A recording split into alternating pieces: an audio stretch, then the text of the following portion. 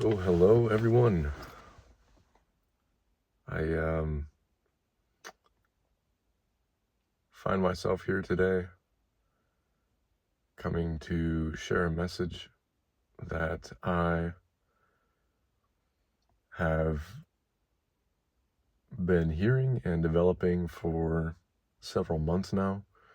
I know that I reached out on YouTube platform several months ago with the start of a similar message, and now I have come across more and more information that is changing my perception, and I know that it is time to be mission critical in this situation.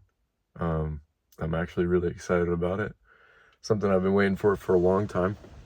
Something that I've been had my eyes set on for most of my life. And so I'm just here to channel to you the Word of God and the best interpretation of what the universe is showing you and what you can do with it. And really, I want to break down some fundamental concepts and how God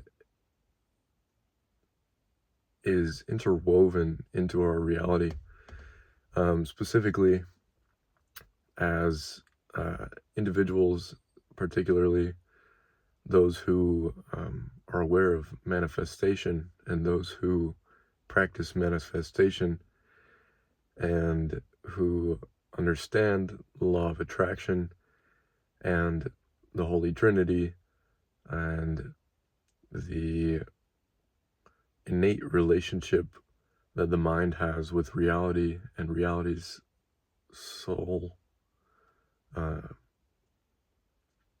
Let me get into that. So, something I have been very cautious about, and something I've been a bit nervous to, I guess, put out there on a wider scale, but something I feel which needs to be said and absolutely must be conveyed, is, well, we have fundamental truths in our reality. And those fundamental truths can be found across a wide array of beliefs and cultures and knowledge in the universe and reality itself. And it is the inherent nature of God's inner relation and interaction, interplay with our lives. And something that I have seen far too much in my time is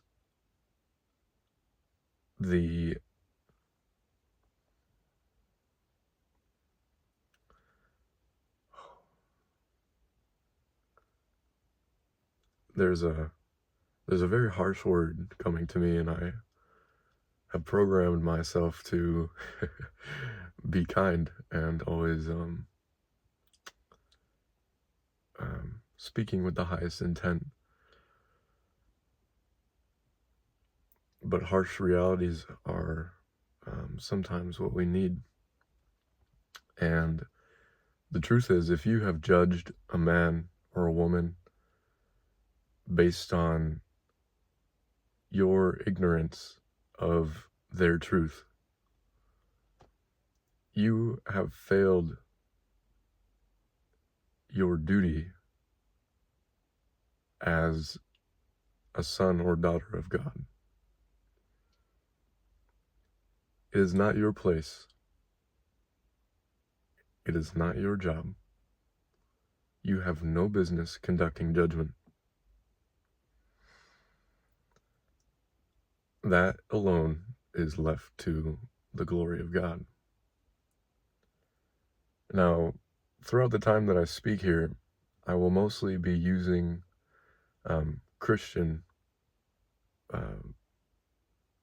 language and Christian metaphor due to the fact that it is the most inclusive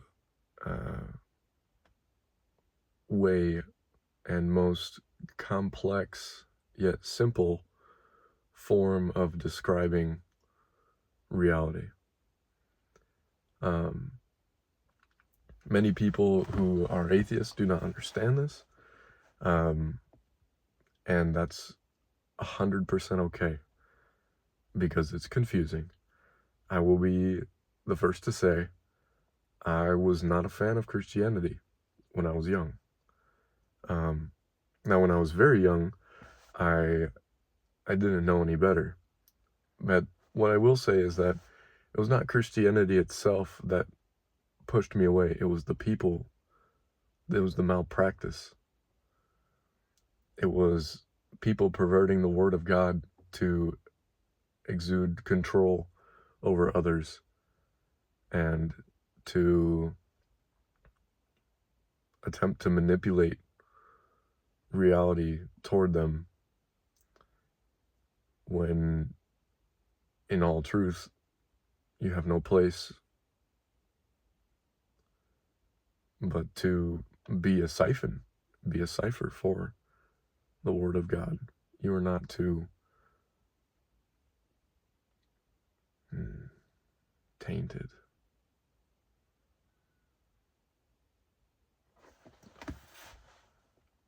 And so, in my time, I have discovered fundamental truths. I was not born into poverty. I was not born into suffering. I was not born into anything but a beautiful blessing. And I took it upon myself to put myself through challenges and to chase what I hated and to stifle myself, all for the sake of understanding the journey and the path of those who are not guided by light. And I've been criticized for it. When I first began sharing the word that I knew, was ridiculed and brushed off. Some thought that I had lost my mind or become fanatical, and others understood that there was something to what I was saying. Ultimately, I came to understand that I needed to accept a true challenge to what I knew and to my belief. I needed to wholeheartedly let go and undergo a, quite frankly, demonic progression to understand how one can come back. And so for many of you out there, this might not be for you. But for those that it is, I'm here to share it.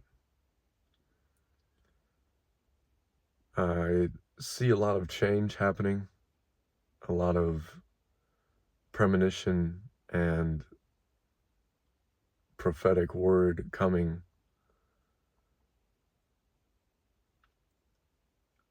I believe it to be essential that there's a qualitative aspect to the representation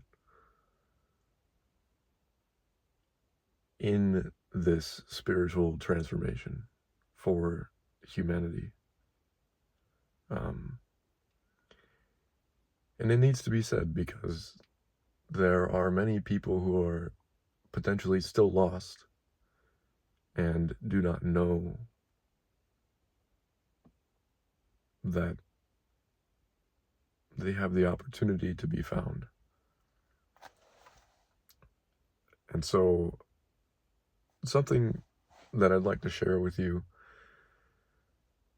today again is bouncing back to the fundamental concepts, the fundamental elements of how God comes into our lives. This is great for anyone who doesn't know, anyone who doesn't believe, anyone who is currently seeking, anyone who does know and needs a reminder, or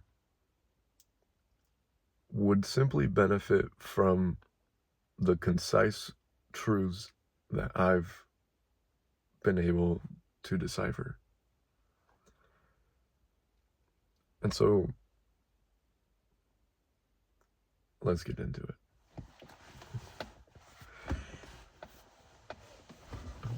The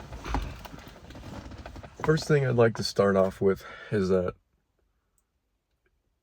you are not going to be able to understand what I'm saying unless you are in a state of absorption. Unless you're in a mindset and you're in a place where you truly want to listen to what I have to say. And this isn't going to be meaningful to you if you question what I have to say the entire time. It's always good to have questions. For this reason in particular, I do plan to, I have a Spotify, and I am going to begin podcasting, and I will have guests on my podcast who can question what I mean and who can ask me what I say and give me some feedback on how I may be misinterpreted or misrepresenting. However, in all honesty, I am going to speak everything in pure truth.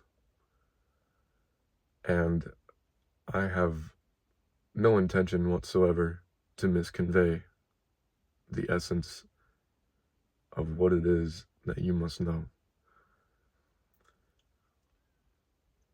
And by essence, I mean source. I mean the roots, the cause.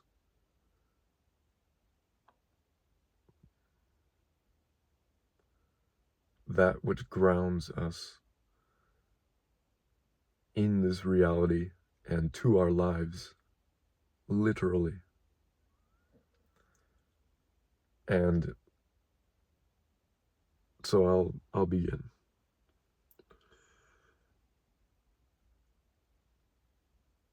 What I've discovered is 5 fundamental principles. And while I may consider a 6th, I don't consider it to be absolutely essential. It is an interplay, and the 6th is an interplay, and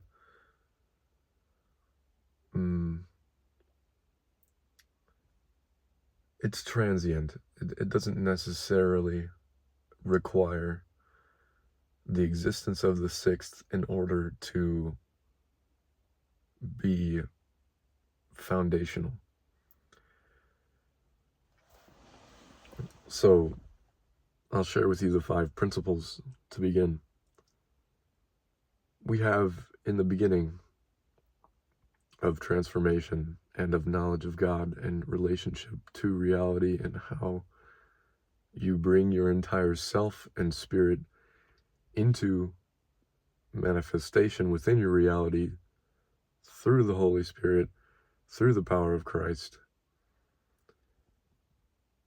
by God. We begin with 2 fundamental concepts. And those 2 concepts are honor and humility.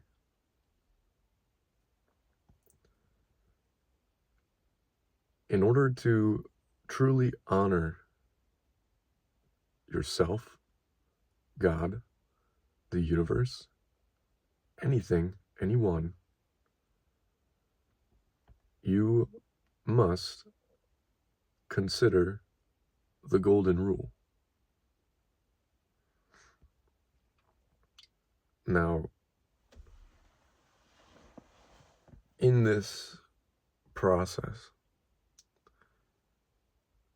it is extremely important to take the time to detach from what previous engagements, distractions, obsessions, culminations, considerations, and advantageous even mindsets that you may have, because they will not allow you to fully obtain honor.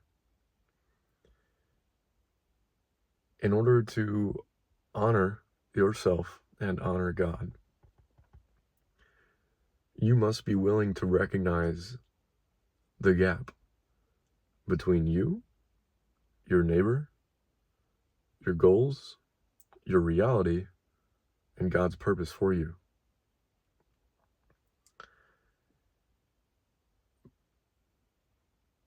I'm very proud to have broken this down to 5 fundamental principles, because the interaction and the complex nature in which these 5 principles must be executed often muddles them and often appears to bring other principles to the forefront of the mind without giving proper due diligence in understanding the authority and the basis of the change that is being made. And so, in order for you to fully comprehend, in order for you to totally envelop in this transformation and in your goals of who you are to become, you must have honor, both for the path that is chosen for you, and honor yourself in recognizing that it is your duty and your duty alone to do the work and take the action necessary in order to obtain your goal and your purpose. That itself is the essence of honor. That itself will drive action. And that itself is accomplished through the second fundamental principle, humility. You must have the humility, you must be humble enough to say to yourself, I do not know what is best. You must be willing to let go of what you know and what you think enough that you can truly honor your purpose. And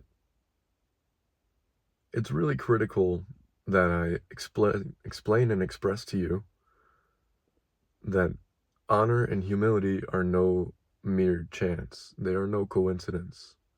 Although they do indeed coincide, it is not a coincidence. Honor and humility both have foundations in honesty. I'll say it again. Honor and humility are both founded. They come from honesty. Honesty is your ability to recognize and accept the truth.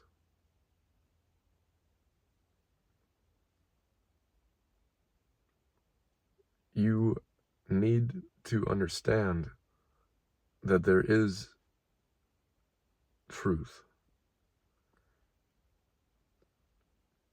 Something that I like to do is play devil's advocate with myself and say, what would someone who just absolutely doesn't believe a word I'm saying would think or do in this situation?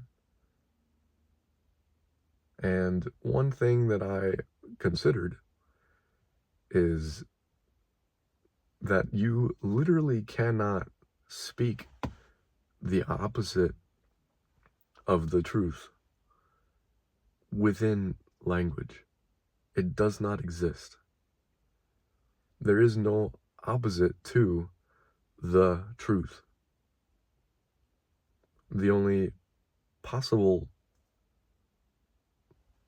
opposite that you could potentially come up with is the lie. But there are no lies that are the lie. There is no lie that encompasses all lies, and which cannot be manipulated to a different lie. When you say the truth, it's indicative of oneness, together, unity. When you say the lie, it makes no sense because lies themselves are a lie, and they are multitudinous. They have plentiful abundance. And that's why it's possible to recognize that there is no such thing as the lie. Now, there is such a thing as the truth.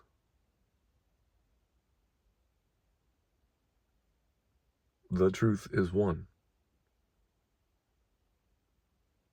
That's inherent in our comprehension of language itself. That's how we use it. We know the underlying principles of our language instill in us the understanding that the truth is one, and that lies are many. And so from this, we know that the truth is the reality, and the reality is brought to us by God.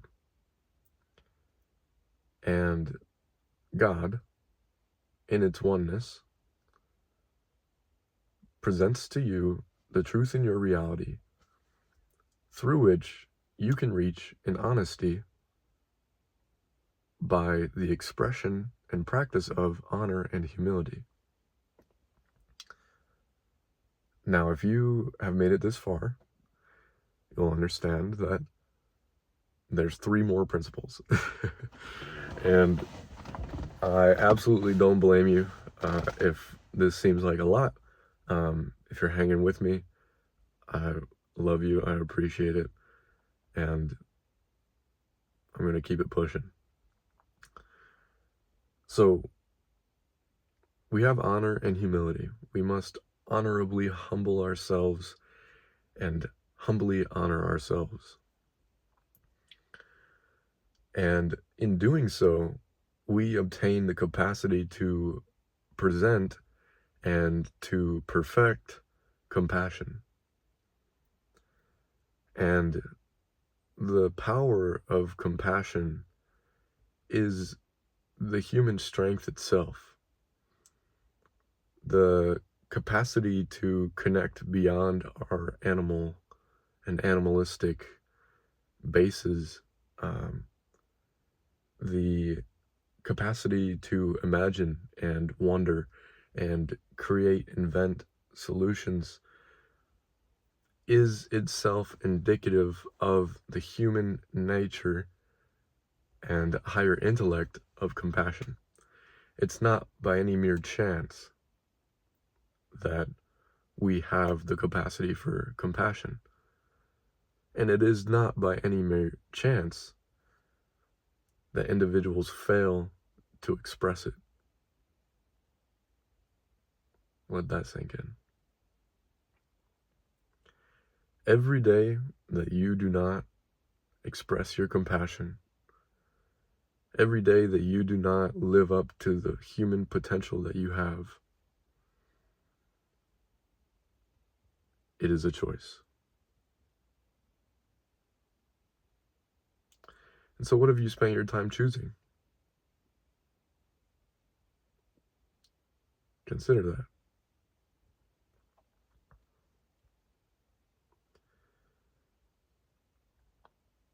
Underlying the third principle of compassion is the transient sixth principle, patience. Patience will waver often.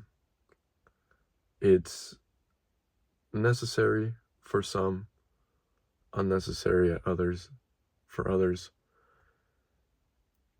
but it will always be consistent. It will always show up at one time or another that you will simply need to be patient.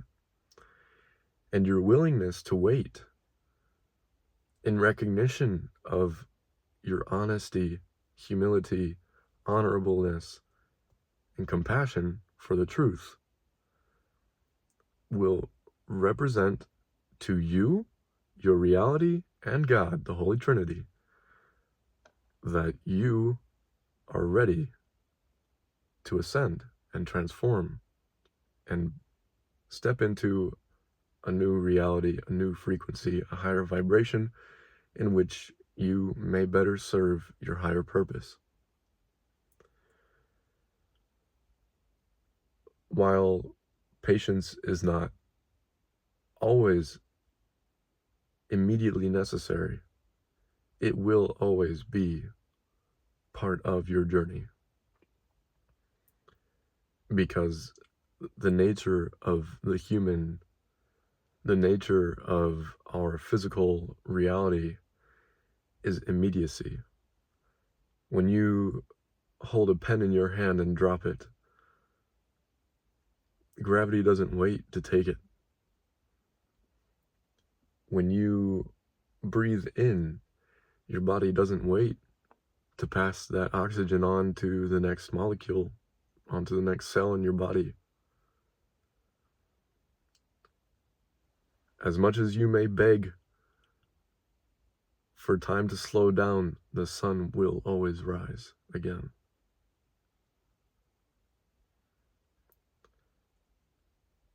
And in that sense, there is an inherent immediacy in our reality that things will be continuing to come, and have faith in that.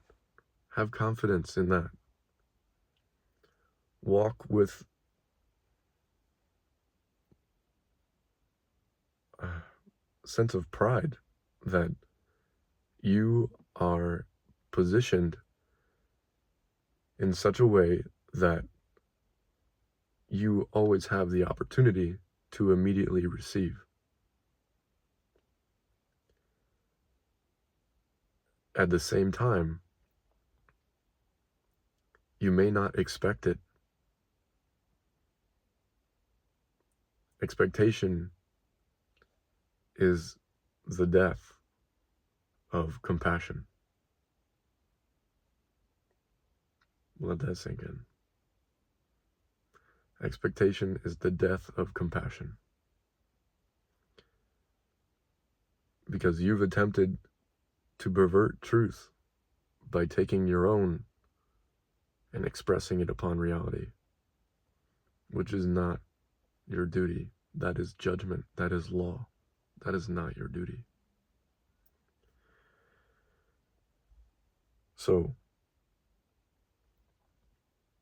now that we have our three fundamental principles And the sixth transient principle, I'd like to build into the fourth principle, one that most people are very familiar with, in the sense that it's commonly communicated, or that it's discussed, I should say, but not in the sense that they fully understand the concept and that you practice it.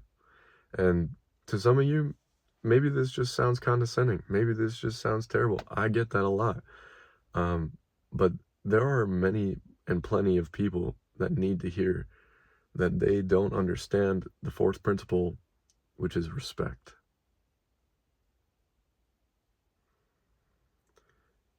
Many, many people fail to comprehend and execute true respect. Now, when you've made it this far up the ladder, I visualize it as a pyramid, really, and you have your honor, humility, compassion, you can ascend to your respect. And unlike earlier, how there are many forms of honor, and again, many forms in which humility may be expressed as well, we're starting to narrow down. Respect is where we become distinct. Respect is where we utilize our capacity for discernment. Respect is where we recognize, with the compassion, honor, and humility of ourselves, the compassion, honor, and humility and capacity for it in others. And so, in itself, in respect, there is a trinity. There is the respect that you have for oneself, that you have for yourself, the respect that you have for others and their selves, and the respect that lays between the two of you, which is maintained or judged by, presided by God, the oneness, universe, spirit, source, whatever word you may like to use for it. It's not of importance to me to get into the nitty-gritty of that, although I will, absolutely. And I would love to do some podcasts explaining how all of this really breaks down. The importance for you to understand is that it is not linear. It is not logical. I've heard too many people argue logic to me. Logic, in a sense, many people do not understand, because logic in itself is on or off. Now imagine if you approached respect that way. How often would you be respected if you simply chose respect on or off, and you subjected yourself to a simple logic gate response? The essence of honorable, humble, and compassionate is not logical. It may be reasoned, and it may be reasonable, but those are both from inductive and deductive reasonings. Whenever someone tells you walk left or walk right, do you not still have the chance to walk forward? Can you not change your perspective in yet a third unperceived way?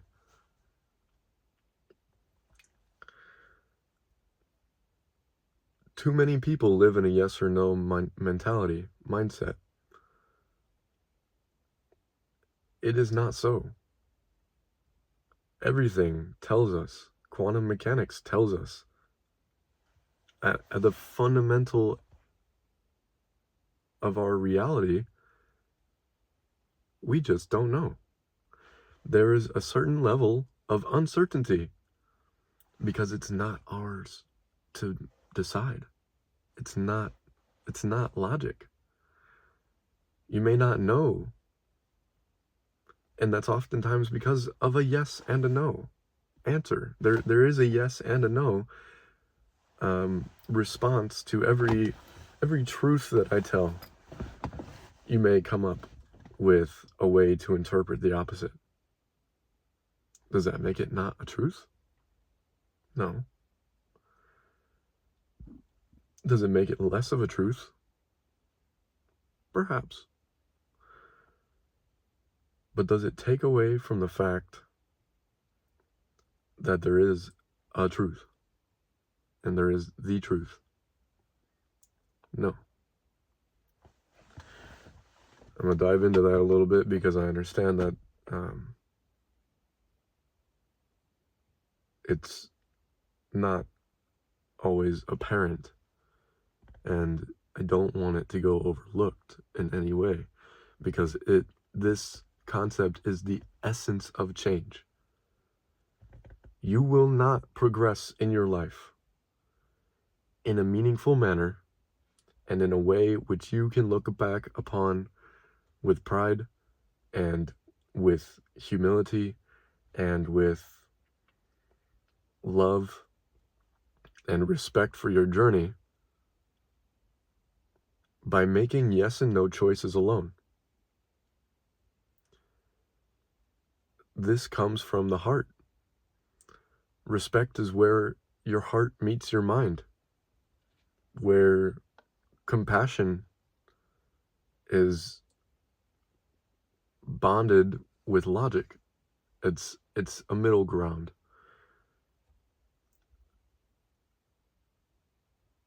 And I would argue that it is logical to be compassionate. I think it's meaningful, and that it actually has a logically reasonable and deducible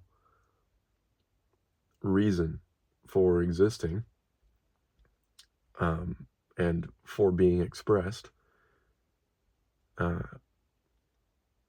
However, I'm not going to get into that now. But it's very important to recognize that there's always a third option. And that third option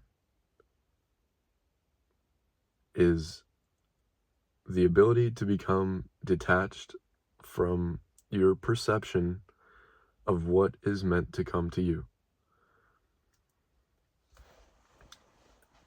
And a lot of people get mixed up in this when they're trying to consider their purpose and their meaning and what they want out of life.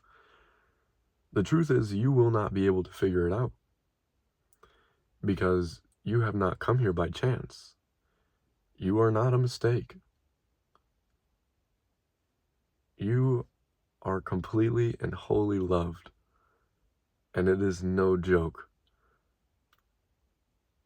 But you can deny that love. You have the freedom to deny that love, and you have the individual choice to let go of what holds you from receiving that love. You have the capacity to be better and do greater things than you would ever be able to reason by logic. You must be willing to let go of what your idea of right and wrong is.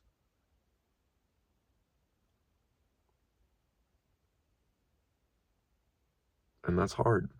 That's hard for some people, because we cling so tightly to control in our lives. We cling so tightly to this need for things to be the way that we want them to be. That is the essence of animal. That is the essence of nature itself, is to attempt to, animals, really, it's not nature, but that they are meaning to control and meaning to overcome the divinity and wild, chaotic order that we exist within. And man has a terrible complex with this. Humanity has a terrible complex with this. We attempt to control our minds. We attempt to control our bodies. We attempt to control our environment, our homes, the weather, everything that we possibly can lay our hands on. We say, let me control that. Let me do that. Do you realize how foolish that is? Do you recognize that the entire universe runs on and is based in the laws of thermodynamics, and that no matter what you do, no matter how hard you try, you will not stop them from executing because they are law.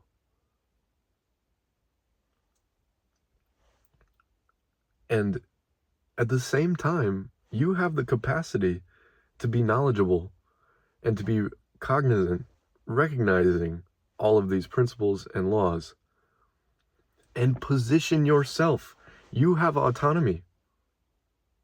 You have free will. Utilize that free will to the best extent that you possibly can, given what you know and given what is. That's real. That's real. Position yourself to succeed.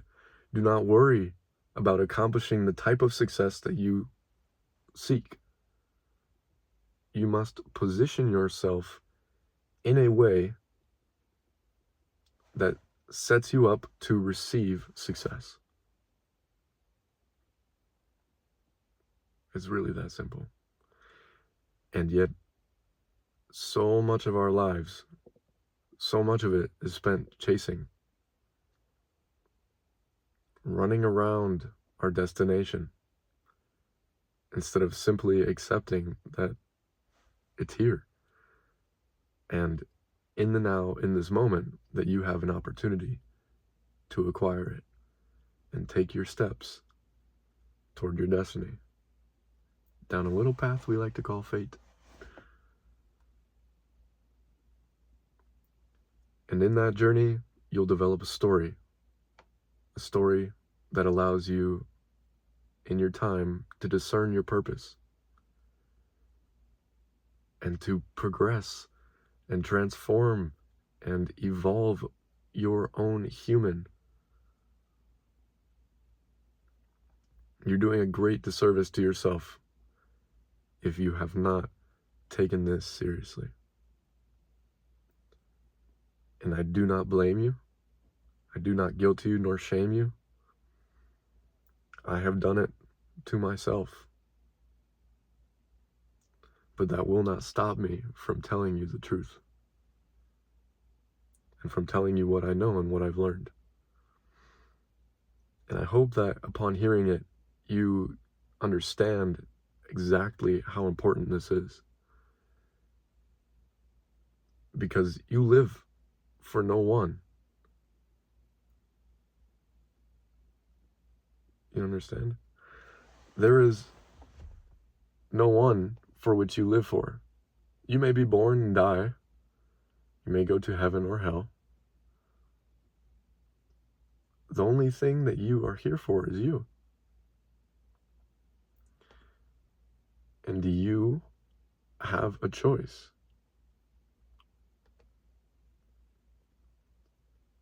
The choice that you have is to relinquish control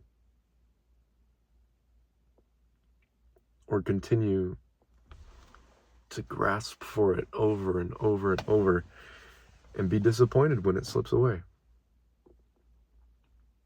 I know some of y'all felt that.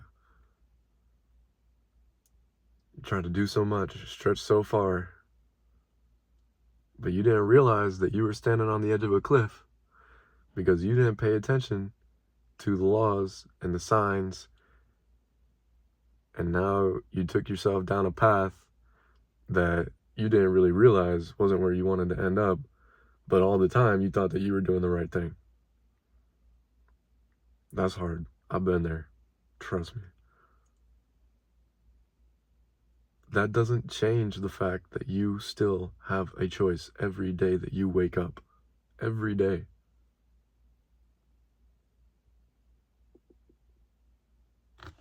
To honor yourself. Have a little humility. Express compassion to others and yourself. And develop respect. Now, once you've developed respect, and this is probably got to be one of the hardest things for a lot of people, because once we've been disrespected, we feel as though we're entitled to disrespect them back, right? It's like, oh, you don't respect me, I don't respect you. That's not how respect works. You will never, ever receive that respect. Ever. If you do not give it. Ever. It doesn't matter. It doesn't matter if that respect was never going to come to you. Because if you don't open up the opportunity for that respect to develop, it's a two-way street. It's a cross communication. You have to know, and you have to establish respect. The only way to firmly establish respect within humanity is to express humility, honor, and compassion to an individual. And that opens the gate to respect. And therefore they recognize, oh, you are a respectful being. Am I too a respectful being? And then you can develop a connection. And that is the only time, once you've developed respect, I believe that to be the only time that you can fairly criticize or make a discernment, I will not say judgment, upon someone else to inform them of where they may be going wrong and to have a valuable discussion. So, to be frank, mastering the three fundamentals, the first three fundamental principles, is so key. Because as soon as you break into the fourth, as soon as you master the third, you break into the fourth. And as soon as you have the fourth, you are only one step from our fifth principle, which is love. Pure love. One of the only pure forms of love that I've been able to discern in my entire life. And I hope to find others. However, this is one of the only ones that I know. That love comes from honor, humility, compassion, respect. You use these four all in one, and you receive love. You express love. You've achieved a level of recognition by yourself, soul, reality, God, others, your reality outside of you. You have received recognition, and you have therefore become transient, and you've transcended beyond the human animal. And now it's subject to you. And now you have autonomy. And now your free will dictates your reality. Because you are not attached to whatever perceptions may have been developing. Because you have a purpose developed by the value that you have instilled in the principles and honoring the principles. That's one of the greatest things about these five that I've found as well, is that they're reflexive. Reflexive means that they fold back on themselves. It means that they reflect upon themselves to give perspective. They're reflexive. You can honor your love. You can honor your respect. You can respect your humility. You can love your compassion and give compassionate love.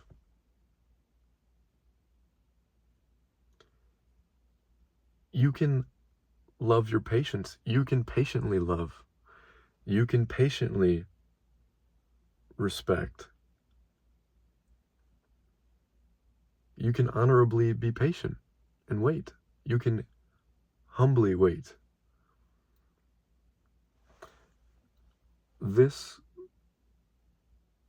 pyramid, this structure, this accumulation of principles is so critical to understand how to maximally, meaningfully, and intuitively develop the capacity for higher purpose and to succeed in your life. It's so important. I'm telling you now, not because I am successful, not that I've reached my goals, but because I am actively on my way, and because teaching you what I know is going to be everything that I need in order to become what I know. In order for me to undo the bindings that I've locked myself away in, and all these things, I don't know who I'm reaching to now, but if you've wanted to share a message, if you've wanted to teach and express just profound knowledge, and you've recognized this uprising of information that is really clicking with you, please just take a step toward it. Please just do something small. Have a conversation. If you haven't done anything, have a conversation. If you haven't written for a while, sit down and write. Write out some ideas. Go back and reflect upon them. Edit what you wrote. You know, I have a computer where I have a doc, and it's just stream of consciousness. It's just me spitting out everything that's on my mind when I've sat there and decided that it was a time to document what it is I've learned. And then you go back and you revise it. You understand it again. It gets clearer over and over and over. And as you go through a process like this, you will intuitively connect with that third option that, distinguishes you from the yes or no path. The yes or no path is a high risk scenario. It's a high risk scenario. I want you to think beyond yes and no. I want you to think to maybe. Maybe. Why does that word even exist? It may be. That doesn't mean that it is not. It does not mean that it is. Having the ability to sit between the sides and ride the line that exists between left and right is the most powerful position you can possibly place yourself in life, because you are not entitled to a yes or no answer. Quite frankly, you're not entitled to it. You are entitled to a life, and that life will be a journey, and that journey will end. Your birth was a yes, your death is a no. We are in the in-between. Please, please remember that. Saying yes and saying no is to attempt to reach beyond your circumstance.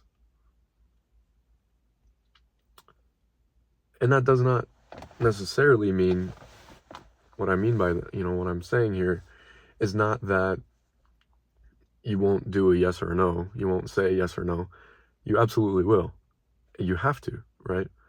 We do have to step left or step right. And at times, we have the capacity, through patience, to step forward and to simply object to whatever's been proposed to us.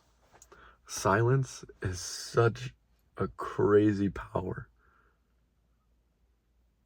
You have the right to remain silent. And for those of you whose minds don't like to quiet themselves, you have the right to ignore your mind. You 100% have the God-given right to ignore your mind. I want you to take that. I want you to take that with honor, have a little humility, say, maybe I don't know how that works.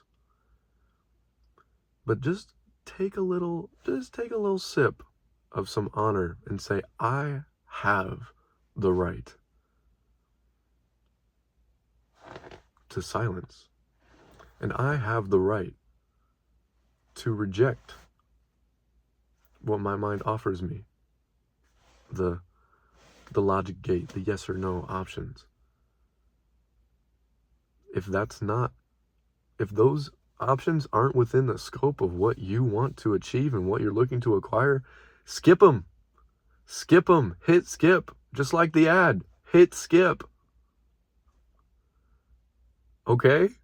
Don't sit there and fuddle around with it. Say that's not where I'm looking to put my attention. That's not where I'm looking to focus right now. And that's the essence of progressing to a new level. New challenge. This one doesn't matter. It's not part of my journey. It's not part of what I need to be concerned about. Too many things nowadays tell us to be concerned with so much. Too many things have us worried about health. Too many things have us worried about sleep. Too many things have us worried about a paycheck. Too many things have us worried about freedom. Your worry will bind you. The incessance of the machine in your skull, if you allow it to control your attention and your focus, you will not become anywhere close to what you want. And I'm telling this to all my people who are suffering and struggling with attention deficit and hyperactivity. I'm telling you, it's not fair to look at yourself like you can't control it. And maybe that's going to rattle some bones, but I'm telling you, your brain is a simple input-output machine. It takes in a bunch of different information, projects that into your conscious mind, and its job is to do that. That's its entire job. Your job is to execute discernment. Your executive function, your ability to recognize, is this what I do right now? That is on you. That is 100% on you. And I don't want to say this and have people thinking like, oh, you just don't understand. I have been debilitated. I have been in times where I don't sleep at all because I am unable to come to an executive conclusion. I'm unable to decide on something. I'm unable to just pick myself up and do my laundry. Oh, well, if I start my laundry, then I should probably clean this. And then if I'm going to clean that, then I have to do the dishes. And if I do the dishes, then I should probably cook, or, vice versa. And if I do that, then I probably have to go to the store. And if I go to the store, I'm going to want to go to the gym. And if I go to the gym, then I'm going to be tired. So I'm going to have to eat. And then I have to sleep more, but I have more things to do. And I have to, all this time, blah, blah, blah, blah, blah. And then I don't do a damn thing. I just fucking sit there. Okay, so if you don't think I don't understand, you're wrong. I am telling you, it is all in your head.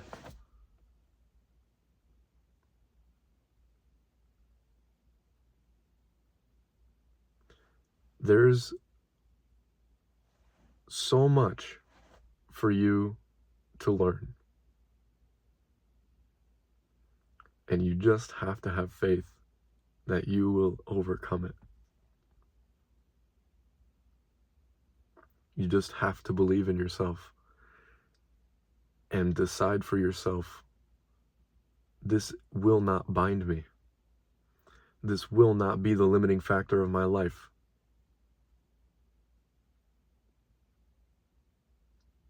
You don't have to believe it the first time. You don't have to believe it the second time or the third time. But when you start living it, you'll believe it. Right? As soon as you see it, you'll believe it. Focus on the times when you do get it right. Don't worry about getting it right. Don't try too hard to make it happen again. Just recognize that it's in your capacity. You have that potential. And focus on that. Take those steps to build yourself into a reality that you respect and admire. You can look in the mirror and say, damn, I love that dude. Damn, I love that woman. Wow.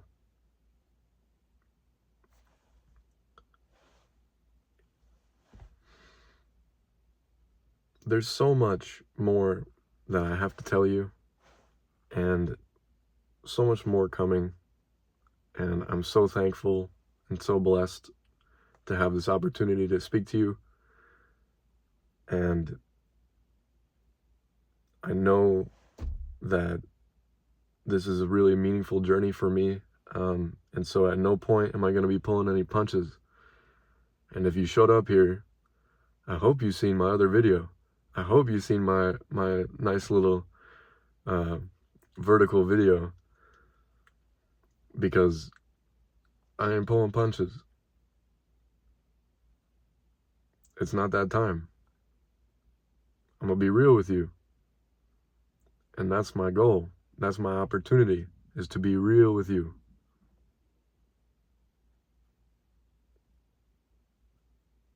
I want to connect. I want to hit you in your feels, and I want you to stand up for yourself, because that is what you deserve. So I'm going to go for now. I will update the YouTube when I am blessed with the capacity for some Spotify podcasts. And I'm going to just keep pushing. And talk to y'all soon. Peace.